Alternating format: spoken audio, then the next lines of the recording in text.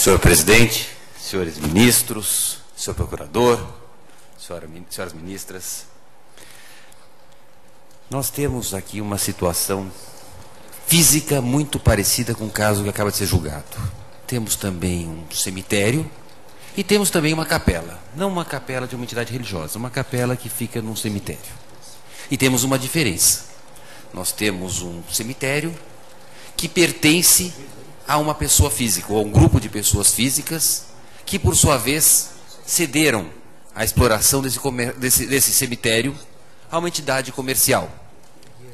E este tema é que será enfrentado primeiramente, ou seja, devemos saber se a imunidade de que trata o artigo 150, inciso 6º, a linha B, é daquelas subjetivas ou daquelas objetivas, ou talvez ainda exploremos um pouco as chamadas imunidades mistas. Digo isso porque acabo de ouvir que haveria uma certa confusão, uma certa aplicação conjunta na Constituição Federal dos artigos 150, 6b, templo de qualquer culto, e c, entidades assistenciais, estas sim, sem fins lucrativos. Como dizer que a imunidade do inciso B é inútil, porque afinal de contas já temos na C a imunidade para as entidades assistenciais. Não é isso que me parece existe na Constituição. Temos uma imunidade, a linha A, imunidade recíproca. A B, templos de qualquer culto que exploraremos. A linha C, encontraremos as imunidades subjetivas, onde estão as entidades assistenciais, de educação, os partidos políticos, os sindicatos e que tais. A linha D, imunidade objetiva, a imunidade dos livros. No caso, e permitam-me começar pela linha D, quando falamos da imunidade dos livros, quando falamos desta imunidade objetiva, ninguém cogita de se estender a imunidade à editora. A editora terá seu lucro e pagará seu imposto de renda. O tema não é este. O tema é que a operação que envolve o livro está imune. Não importa quem é que faça a operação. O Constituinte protegeu objetivamente o livro. A linha C já é outra situação. A entidade deve ser sem fins lucrativos. Não há dúvida do caráter subjetivo. E o que temos na linha B? A linha B temos a chamada imunidade mista, onde tem caráteres subjetivos e objetivos. Por quê? Não basta o caráter subjetivo. Permitam-me um exemplo. Se eu tivesse uma entidade, um grupo de oração, um grupo que se reúne semanalmente, cada dia na casa de um dos seus integrantes. São 5 integrantes, cada dia eles se reúnem na casa de um deles. Este grupo ora, tem finalidade religiosa, nem por isso nós teremos um templo de qualquer culto. As residências dessas pessoas não estarão protegidas pela imunidade, porque não há templo conquanto haja finalidade religiosa naquele grupo. Não é desta imunidade que nós temos. A exigência da Constituição é de que haja um templo. Vamos a uma segunda situação agora, para testarmos melhor esta imunidade. Imaginemos agora algumas pessoas que possuem um imóvel, um galpão. E este galpão é alugado para uma igreja. Uma igreja começa a funcionar naquele galpão, as pessoas vão, rezam, existe todo o culto ali. Deixemos claro, naquele momento temos um templo. O fato de o imóvel não pertencer à própria igreja exclui a imunidade? Ou aquele galpão está imune porque, havendo um templo, havendo pessoas que vão àquele local de acesso público para o exercício da prática religiosa, pouco interessa quem é o dono do imóvel. Durante o tempo em que houver aquele contrato, há imunidade. Dirão alguns, não, mas espera um pouco. O IPTU ensina sobre a propriedade e o proprietário não é imune. Com todo o respeito, o IPTU só pode incidir sobre propriedade naquilo que for a competência do município. O professor Paulo de Barros Carvalho tem uma expressão muito interessante sobre imunidade. Ele diz: a imunidade mutila a regra de competência. Ou seja, onde há imunidade, não há que se cogitar de competência e, portanto, muito menos de quem seria o contribuinte. Não há contribuinte de IPTU sobre o templo. Não há proprietário, não há posse, não há domínio útil. Se se trata de um imóvel, de um templo, não há contribuinte. Não se indaga a qualidade do contribuinte existente o templo. Dirão, ora, mas o parágrafo 4º do artigo 150 fala do patrimônio, renda e serviços relacionados às finalidades essenciais do templo. Exatamente esse é o caráter misto desta imunidade. Tudo o que se refere ao templo, a renda não da entidade, a renda do templo. A propriedade utilizada pelo templo, insisto com a expressão utilizada, que seja aplicada na finalidade do templo, ou os serviços do templo, todos esses estarão imunes. Portanto, insisto nessa primeira parte para afirmar que, se um galpão for alugado para uma igreja, conquanto ela não seja a proprietária do imóvel, aquela propriedade está vinculada à finalidade do templo. No templo, enquanto houver atividade de templo, nós temos uma imunidade, esta que é a imunidade subjetiva, objetiva ou imunidade mista, porque nós buscamos as características do templo e tudo que se refere ao templo. Deixemos de lado, então, a indagação com relação ao caráter assistencial, porque essa seria a linha C da Constituição. Nós estamos na linha B, nós queremos saber se há um templo e se esse templo está imune. Se o imóvel é relacionado à finalidade essencial do templo, está assegurada a imunidade, independentemente de quem a explore. Assim, insisto, assim como o caso das editoras, que poderão pagar seu imposto de renda, mas os livros estarão imunes. Ultrapassada esta primeira questão com relação à natureza da imunidade, e verificado, insisto, com essa premissa, de que se há um templo, não se cobra IPTU, independentemente de quem pudesse vir a ser contribuinte, porque contribuinte não há na imunidade. A segunda pergunta é, mas será que um cemitério em si já é um templo? Deixemos de lado a capela. Pergunto, o cemitério já é um templo? Entendo que sim. Entendo que sim, e venho defender essa posição aqui, de que o cemitério em si já é um templo, buscando para começar o conceito de templo, templo de qualquer culto.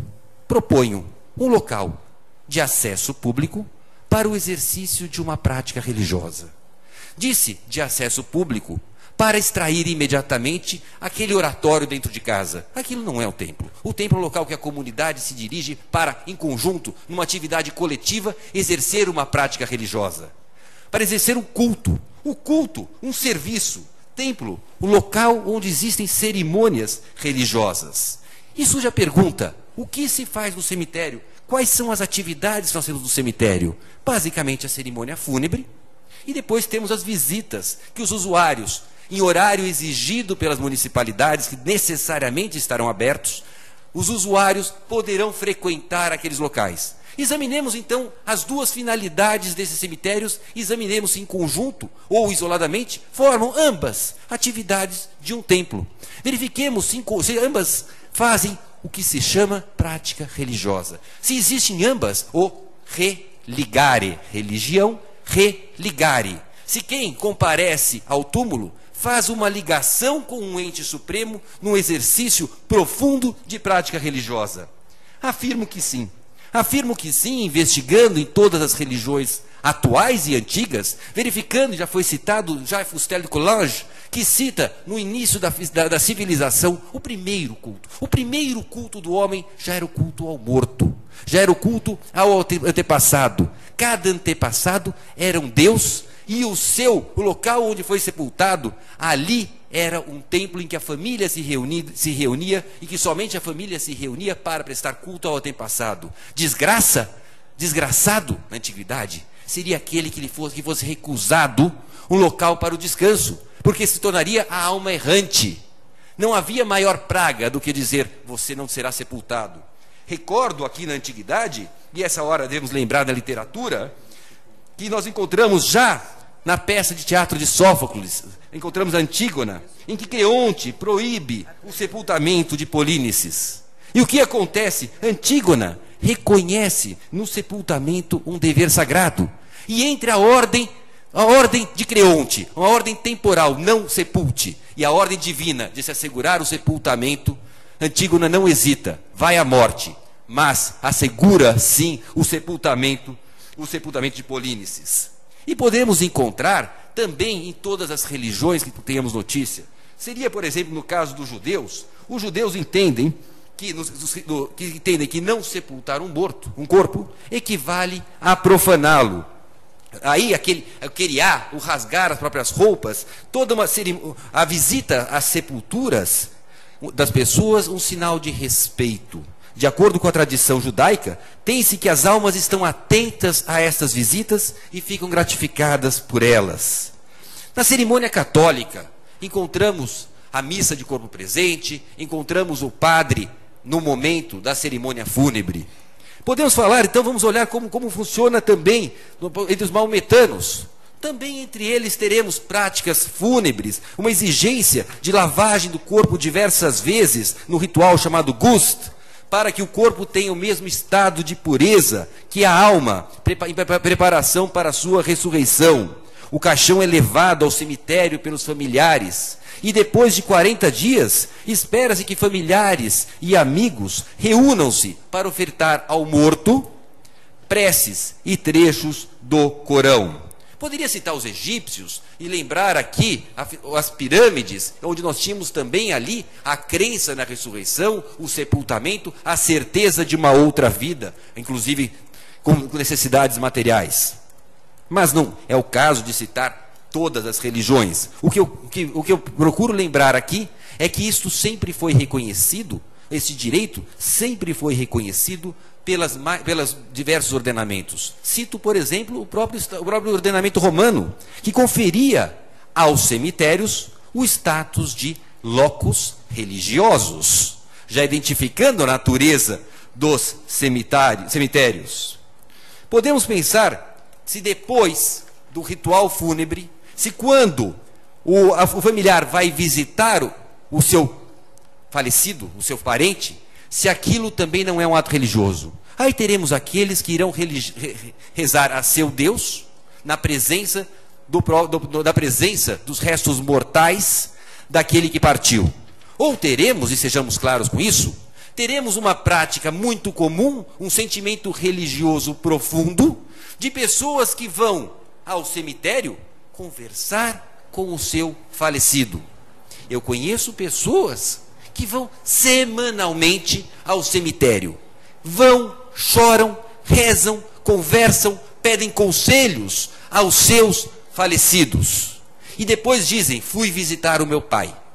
Isto é prática religiosa. Este é o religare que o cemitério assegura. O cemitério é o local para o exercício desta prática religiosa. Vejam, encontramos então no cemitério duas oportunidades. No momento, podemos dizer que se trata de um domus ecclesiae, um local de reunião dos familiares, e aqui me refiro ao momento específico da própria cerimônia fúnebre.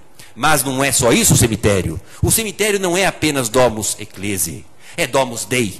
É domus Dei porque acredita-se que com o próprio morto, quem vai ao cemitério acredita na presença do morto, acredita aquela pessoa querida, e acredita que conseguirá ter o contato com ela, uma aproximação com aquela pessoa. Deixará flores deixará alimentos outro.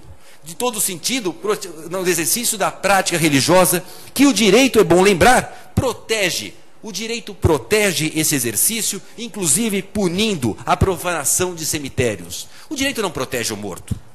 O direito não protege o morto. Ao criminalizar a profanação dos cemitérios, o direito protege o sentimento religioso daqueles que vão ao cemitério e que acreditam que ali estão os restos, ou ali está a presença, ali está o seu ente querido. É com eles que conversam. Portanto, esse Supremo Tribunal Federal tem hoje a oportunidade de, em primeira linha, deixar claro que a imunidade da linha B do artigo 150 não se confunde com a imunidade da linha C. Que se na linha C a finalidade não lucrativa é requisito, porque ali temos uma imunidade subjetiva, na linha B o requisito é a existência de um templo e de uma propriedade ligada à finalidade essencial do templo. Segundo passo, uma vez reconhecida a natureza da imunidade, a ligação à finalidade essencial, entender que o que se pleiteia aqui é que este templo, chamado cemitério, não pague IPTU. Não se discute aqui que a entidade lucrativa, esta sim, pagará imposto de renda se tiver lucro. Esta sim pagará os seus impostos. Indagamos sobre o patrimônio, a renda, os serviços do templo, ligados à finalidade do templo. Agradeço aos senhores, ao senhor presidente, aos senhores ministros, às senhoras ministras, a atenção dispensada. Muito obrigado.